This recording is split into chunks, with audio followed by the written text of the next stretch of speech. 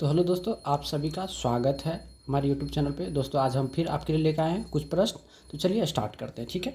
पहला प्रश्न आपको दिख रहा होगा। पहला प्रश्न क्या कहता है, जो यदि नमक के मूल्य में 20% की कमी हो जाता है तो व्यय को समान रखने के लिए खपत को कितने % की वृद्धि की जाना चाहिए।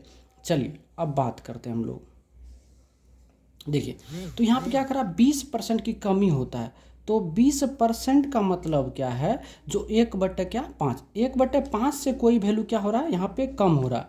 तो 1/5 से अगर कम हो रहा है वैल्यू, तो हमको कितना बढ़ाना पड़ेगा, 1/कितना से 4 से, 1/4 से क्या करना पड़ेगा, वैल्यू को बढ़ाना पड़ेगा, ठीक है। और एक प्रतिशत में बदलने के लिए हम लोग क्या करते हैं, तो 1/4 गुना कितना, 100, 4 से यहाँ से काटेंगे क्या हो जाएगा, 25, बराबर क्या हो जाएगा, यानी 25% उसको क्या करना पड़ेगा, बढ़ाना पड़ेगा। अब दूसरा तरीका समझिए।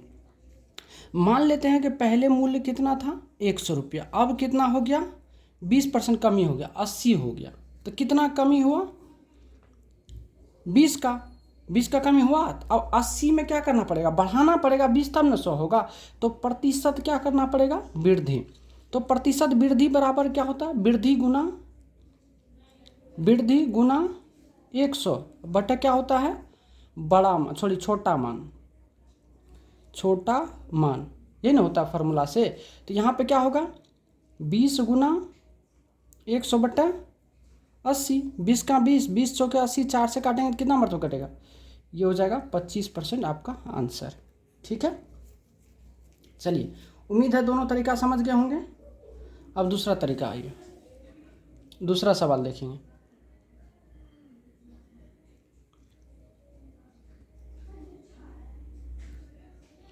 दूसरा सवाल क्या कहता है, यदि x बराबर इतना तो x³ + 1/x³ का मान। अब देखिए, अगर जब इसको सॉल्व करिएगा तो आपको x बराबर अगर 2 + √3 है तो आपको 1 पहले x निकालना पड़ेगा। और 1/x का मतलब क्या होगा, 1 कितना, 2 + √3।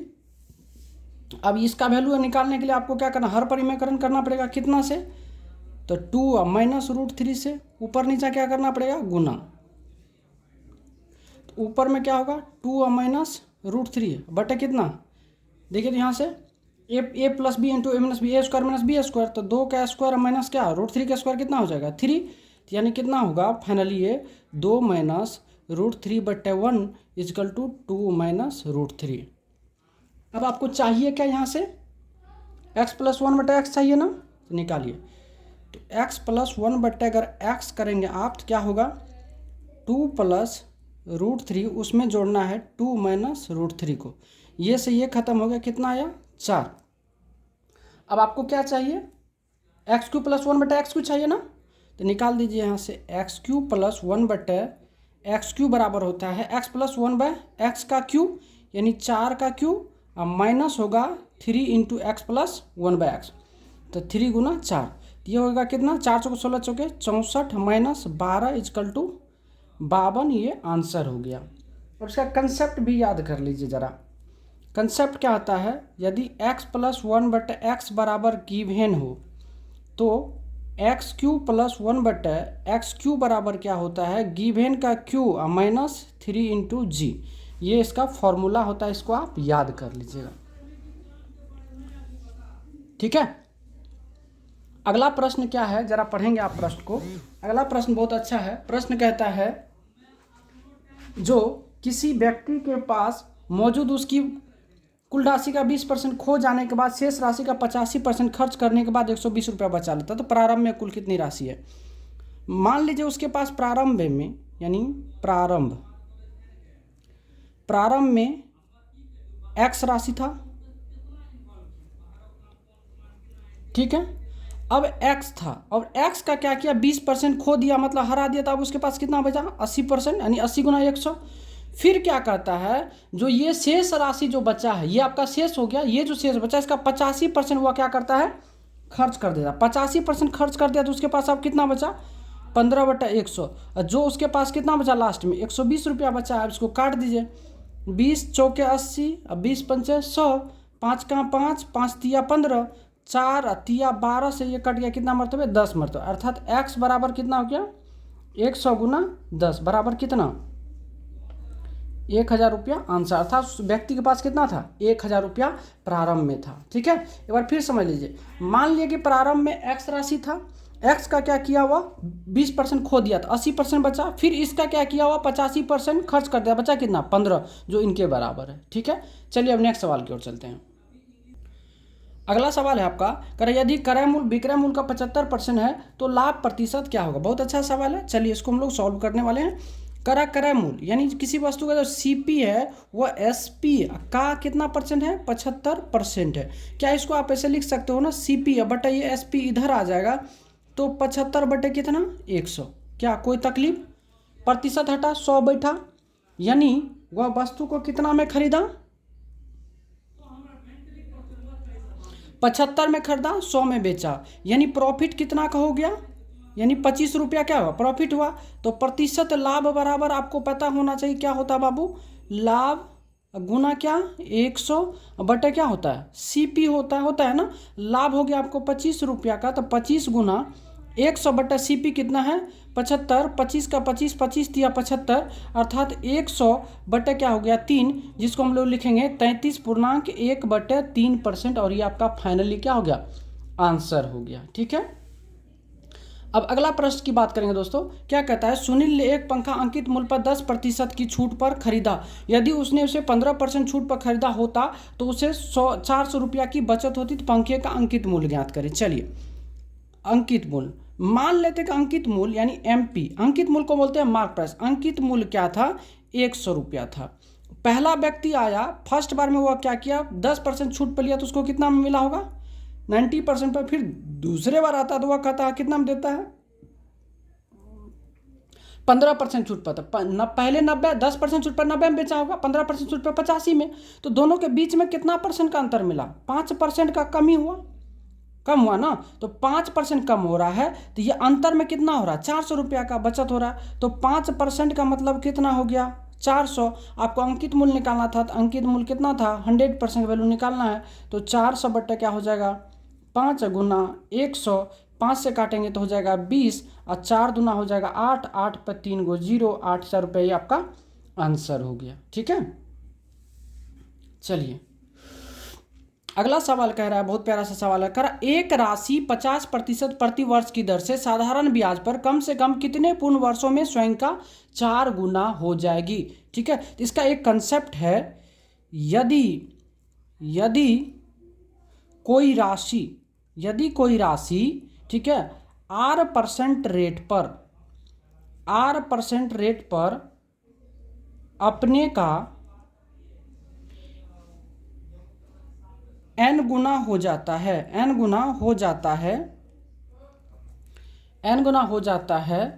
तो टाइम बराबर क्या होता है, n-1 गुना 100 बटे R। ये आपका एक छोटा सा फॉर्मूला होता है। ठीक है, जिसको हम लोग लगाने वाले हैं। तो चलिए देखते हैं। तो कह रहा कितना परसेंटेज से, यहाँ से लिखेंगे टाइम बराबर n गुना कितना गुना, 4 गुना, तो 4 - 1 गुना कितना, 100 बटा रेट कितना है 50, 50 दूना कितना 100, तो 4 में से 1 गया कितना हो गया 3 गुना 2, 3 दूना कितना हुआ 6 वर्ष, और ये आपका क्या हो गया, आंसर हो गया। समझ गए होंगे। ठीक है, चलिए अब नेक्स्ट सवाल की ओर चलते हैं। आइए, अगला सवाल दिख रहा होगा आपको प्रश्न में, कह रहा एक महिला जो है व्यय और बचत का अनुपात 5:1 है। यदि अपने आय और व्यय में 10% में 20% की वृद्धि कर दी जाती है तो बचत में कितने परसेंट की क्या होगा, परिवर्तन होगा। अब आइए, अब आपको एक चीज़ पता होना चाहिए बाबू, जो आय होता है ना, वो आय क्या होता है, बचत प्लस खर्च के बराबर होता है।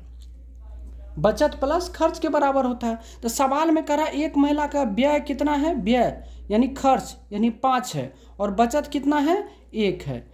तो एक चीज़ बताइए, 5% खर्च करता है, 1% बचाता है, तो कुल आय कितना हो गया 6। कोई तकलीफ नहीं। अब आइए, कह रहा है यदि आय और व्यय में क्रमशः 10%, तो आय में कितना परसेंट वृद्धि किया 10, पहले 100 था, अब 10% की वृद्धि कर दी, तो अब कितना हो गया 110।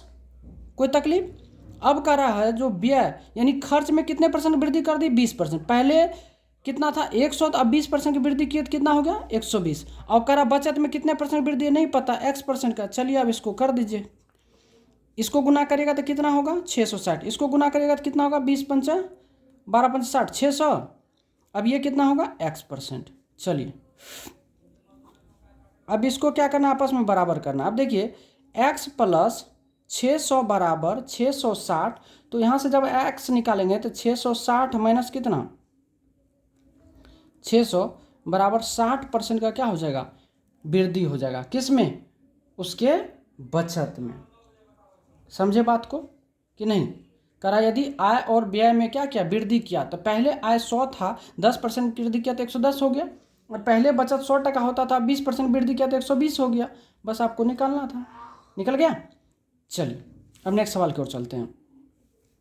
नेक्स्ट सवाल क्या कहता है, करा 12, 24 और 27 का चतुर्थ समानुपाती a और 36 के तृतीय समानुपाती के बराबर है, तो a का मान ज्ञात करिए। अब यहाँ पे एक ही बात आपको पता होना चाहिए, जो चतुर्थ समानुपाती क्या होता है, ठीक है। चतुर्थानुपात, ये चतुर्थानुपात बराबर क्या होता है, तो b गुना c बट्टे a होता है। क्या होता है, b गुना c बट्टे a। तो चलिए इसको जब निकालेंगे हम, तो b कितना है 24, c कितना है 27, बट्टे कितना होगा a का मान कितना 12, 2 से काटेंगे तो 12 ना 24, 27 ना कितना हो गया 54। अब करा तृतीयानुपात, तो तृतीयानुपात बराबर क्या होता है बाबू, तृतीयानुपात बराबर होता है b² बट्टा a। जब b की बात करेंगे आप तो कितना है 36 गुना कितना 36 बटे कितना हो जाएगा a हो जाएगा। और करा ये दोनों आपस में क्या है, बराबर है। चलिए बराबर कर देते हैं अकॉर्डिंग टू क्वेश्चन, यानी 36 गुना 36 बट्टे a बराबर कितना है 54 है, ठीक है। अब इसको काट दीजिए तो 9 छा के 54, 9 चौके 36, 6 से काटिए तो 6 छा के 36। अब जब a की बात करेंगे आप तो 6 चौके कितना हो जाएगा 24, और यही आपका क्या है आंसर है। समझ गए बात को। चलिए अगला प्रश्न की बात करते हैं। अगला प्रश्न क्या कहता है, ठीक है। अगला प्रश्न कहता है एक व्यक्ति और उसके पुत्र की औसत आयु कितना वर्ष है, 55 वर्ष है, और उनकी वर्तमान आयु का अनुपात कितना है 7:4 है, ठीक है 7:4 है। तो कह रहा है 6 वर्ष बाद उसकी आयु का अनुपात क्या हो जाएगा। अब एक चीज बताइए, औसत आयु कितना दिया हुआ इतना, तो चलिए हम लोग निकाल लेते हैं। यदि पुत्र और पिता यानी फादर प्लस सन का अगर टोटल आयु निकालेगा तो 55 गुना 2 यानी 110 वर्ष, और यहाँ रेशियो क्या दिया उम्र का, रेशियो आपको दिया है 7:4, मतलब 7 4 11, और 11 का वैल्यू कितना दिया आपको 110, तब 1 का वैल्यू कितना हो जाएगा 10 वर्ष। यानी पिता कितने हो गए 70 वर्ष का, और पुत्र कितने हो गए 40 वर्ष का, तब ना दोनों मिला के 110 हो गया। अब कह रहा है क्या, जो 6 वर्ष बाद, 6 वर्ष बाद की अगर बात करेंगे, 6 वर्ष बाद, 6 वर्ष बाद, तो 6 वर्ष ये भी ना बड़ा होंगे और 6 वर्ष ये भी बड़ा होंगे, तो ये कितना होगा 76 वर्ष, और ये कितना होगा 46। जब इसका रेशियो निकालेंगे तो कितना हो जाएगा, यानी अनुपात की अगर हम बात करें तो अनुपात बराबर होगा 76/46, 2 से काटेंगे 2 तिया 6, 2 8 16, 2 से काटेंगे कितना होगा 23, यानी 38/23 को मतलब 38:23, यही इसका क्या हो जाएगा आंसर हो जाएगा। तो जब आपको एवरेज वैल्यू दिया रहता है तो आपको कुल निकालना होता है। कुल बराबर क्या होता है, average Guna number of term, यानी कितनी संख्या है, ठीक है। तो पिता और पुत्र 2 का संख्या था, दोनों का एवरेज वैल्यू कितना था 55, तो कुल वैल्यू कितना हो गया 110, और उसका रेशियो दिया था 7:4, मतलब 7 4 11, 11 यूनिट का वैल्यू 110, तो 1 का वैल्यू 10 हो गया। यानी पिता कितने वर्ष थे 7 यूनिट था, 70 वर्ष हो गया। पुत्र कितना हो गया 40 था, 40 यूनिट हो गया, 4 यूनिट 4 दिन 40 हो गया। अब कह रहा 6 वर्ष बाद, तो 6 वर्ष दोनों में जोड़ देना और अनुपात निकाल देना। समझ गए होंगे, ठीक है, यहाँ तक में कोई परेशानी। चलिए अब नेक्स्ट सवाल की ओर करेंगे हम लोग बात, ठीक है। इस टाइप के सवाल जो ज़्यादातर एसएससी सीजीएल में पूछा जाता है, बिहार पुलिस में बहुत ज़्यादा कम पूछा जाता है। जरा देखिएगा, टोटली अभी जो भी क्वेश्चन मैं करा रहा हूँ टोटली एसएससी सीजीएल मेंस का क्वेश्चन है, ठीक है, तो एकदम ध्यान से पढ़ना है। आइए एक क्वेश्चन कह रहा है, जो एक मिश्रण में दूध और पानी का अनुपात जो है 5:3 है, 7 लीटर पानी मिलाने पर दूध और पानी का अनुपात 1:2 हो जाता है, तो मिश्रण में दूध और पानी का अनुपात ज्ञात करिए। बहुत प्यारा सा सवाल है, ठीक है, मात्रा ज्ञात करें। चलिए यानी पहले की बात अगर हम करें, यानी मिल्क अनुपात वाटर की बात करें तो 5 कितना था 3 था। अब कहता है अगर हम इसमें 7 लीटर क्या करते हैं दूध मिला देते हैं, सॉरी 7 लीटर पानी मिला, 7 लीटर अगर वाटर मिला देते हैं, तो अब मेरा जो है दूध और पानी का अनुपात हो जाता है 1 अनुपात कितना 2। तो कह रहा है इसमें जो है दूध की मात्रा बता। अब एक चीज बताइए, हमने मिलाया क्या, वाटर, तो लेकिन मेरा मिल्क तो समान होना चाहिए ना। यहाँ मिल्क का रेशियो कितना हो गया, 1:2, यानी पहले 5 यूनिट था अब 1 हो गया। तो भाई इसको हम समान करेंगे, किसको, दूध को। दूध को तो हमने चेंज नहीं किया ना, तो डाला है। तो इसको दूध समान करने के लिए पहले 5 यूनिट था, तो इसमें 5 से गुना कर देंगे और इसमें भी 5 से गुना कर देंगे। तो अब ये पहले कितना था, मिल्क एंड वाटर की अगर बात करेंगे तो पहले 5:3 था बाबू, अब हो गया आपका 5:10। कोई तकलीफ नहीं ना। अब बात करिए, तो अब यहाँ देखिए, यहाँ मिल्क पहले भी समान था, अब भी हम समान कर दिए ना। तो 3 से कितना बढ़ा, 10 हो गया, यानी 7 यूनिट बढ़ा। कितना यूनिट, 7 यूनिट। और 7 यूनिट का वैल्यू कितना हो गया, 7। तो 1 का वैल्यू 1 हो गया। तो कह रहा है मिश्रण में दूध की मात्रा ज्ञात करें। तो दूध की मात्रा कितना यूनिट है, 5 यूनिट है ना, तो निकाल दीजिए। तो 5 का वैल्यू कितना हो जाएगा, 5 लीटर। यही आपका आंसर है। चलिए नेक्स्ट सवाल की अगर हम बात करें, करा जब 27 पे पावर 27 प्लस 28 के मान को 28 से विभाजित किया जाता है तो शेषफल क्या होगा। बहुत प्यारा सवाल है ये, नंबर क्या कहते हैं, सॉरी, नंबर सिस्टम का सवाल है और यूनिट डिजिट क्या कहते हैं, ये रिमाइंडर थ्योरम का सवाल है। करा 27 पे पावर 27 प्लस कितना 28 में अगर आप 28 से भाग दोगे तो रिमाइंडर क्या आएगा, क्या। तो इसको मैं एक ऐसा बात कर सकता हूँ ना, जरा देखिएगा ध्यान से। 27 को क्या हम 28 माइनस 1 पर पावर 27 प्लस 28/28 लिख सकते हैं ना आराम से, क्या लिख सकते हैं। अब देखिए, अगर आप इसमें अगर भाग देंगे 28 से तो ये पूरा पूरा कट जाएगा, शेषफल क्या बचेगा, -1। -1 पे अगर 27 की बात करेंगे तो -1 ही होगा। अब प्लस कितना 28 बटे कितना 28। अब देखिए -1 में जब 28 जोड़ेंगे कितना हो जाएगा 27, 27 बटे क्या 28, अर्थात शेषफल जो बचा रिमाइंडर हुआ कितना हो गया 27। आपका आंसर हो गया। समझे बात को कि नहीं। तो यहाँ से ध्यान दीजिए एक बार फिर मैं इस 27 को क्या हम 28 माइनस 1 लिख सकते हैं। अब 28 से जब 28 में भाग दीजिएगा तो शेषफल क्या बचेगा 0। और -1 में तो भाग दे नहीं सकते, -1 पे पावर 27 का मतलब क्या हुआ -1। -1 में अगर हम 28 जोड़ेंगे कितना बचेगा 27/28। अब देखिए जब भाजक से भाज्य जो है छोटा होता है तो शेषफल वही हो जाता है। यहाँ से रिमाइंडर कितना हो गया 27।